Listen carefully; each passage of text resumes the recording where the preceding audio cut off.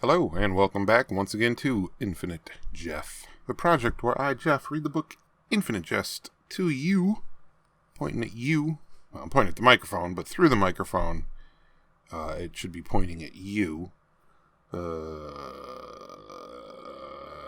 read it to you, again, pointing, one day at a time, one page at a time, put it up on YouTube to listen to, and yeah. What is Infinite Jeff? It's a jest. It's a book by David Foster Wallace, published in 1996. It's very long, and some passages are very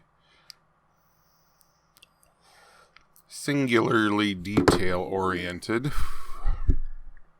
And some passages jump back and forth and da-da-da. There's a lot going on in this book, but let's just jump in the pool, shall we? We're on to page 196, which is more of describing the units at this drug and alcohol facility. So, here we go.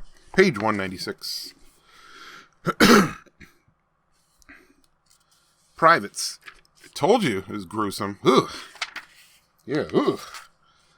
And another in her neck, and a thoroughly eliminated personal map. And Gately's individual counselor, Jean M., brought Gately the news, and invited him to see the Methadron's addict's demise as a clear case of there but for the grace of God goeth D.W. Gately.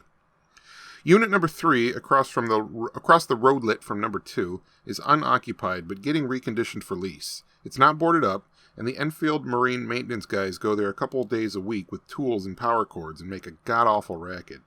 Pat Montesian hasn't yet been able to find out what sort of group misfortune number 3 will be devoted to servicing. Unit number 4, more or less equidistant from both the hospital parking lot and the steep ravine, is a repository for Alzheimer's patients with VA pensions. Number 4's residents wear jammies 24/7, the diapers underneath giving them a lumpy and toddlerish aspect. The patients are frequently visible at number 4's windows, in jammies, splayed and open-mouthed, sometimes shrieking, sometimes just mutely open-mouthed, splayed against the windows. They give everybody at Ennett House the howling fantods. One ancient retired Air Force nurse does nothing but scream help for hours at a time from a second-story window.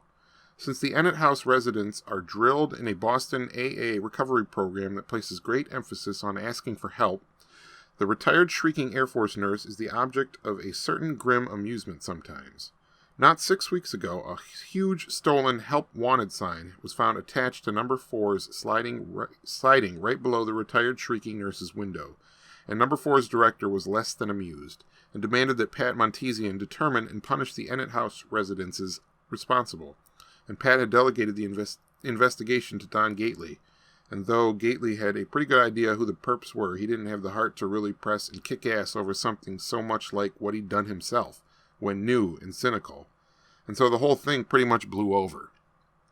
Unit number 5, kitty corner across the little street from Ennett House, is for catatonics and various vegetable-ish, fetal-positioned mental patients subcontracted to a Commonwealth outreach agency overcrowded by LTIs. Unit number 5 is referred to, for reasons Gately's never been able to pinpoint, as the Shed, footnote 67. It is, understandably, a pretty quiet place, but in nice weather, when its more portable inmates are carried out and placed on the front lawn to take the air, standing there propped up and staring, they present a tableau it took Gately some time to get used to. A couple newer residents got discharged late in Gately's treatment for tossing firecrackers into the crowd of catatonics on the lawn to see if they could get them to jump around or display affect. On warm nights, one long-limbed, bespectacled lady who seems more autistic than catatonic tends to wander out of the shed wrapped in bedsheet and lay her hands on the thin, shiny bark of a silver maple in number 5's lawn, stands there touching the tree until she's missed at bed check and retrieved. And since Gately graduated treatment and took the offer of a live-in staffer's job at... All right, that was page 196 of Infinite Jest on Infinite Jeff. It's Infinite Jeff's good